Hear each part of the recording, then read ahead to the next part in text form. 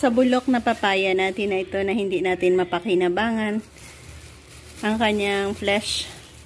So, nagawa tayo ng alternative way para di natin masabing sayang.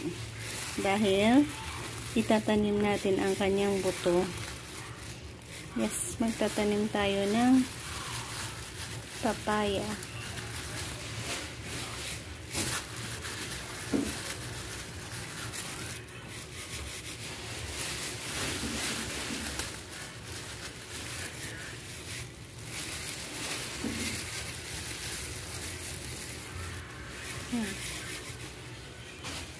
Tama na yan siguro. 1 hektarya na itong mataniman niya kung ubusin natin. It's more than enough. Yan ang ating kabuuang nakuha. More than enough na yan para sa 1 hektar natin na taniman. Yan, dito natin sila i-tanim.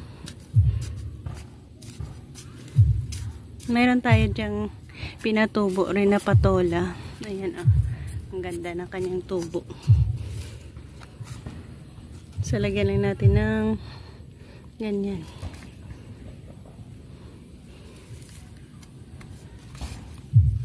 Bilis lang yan. Ayan.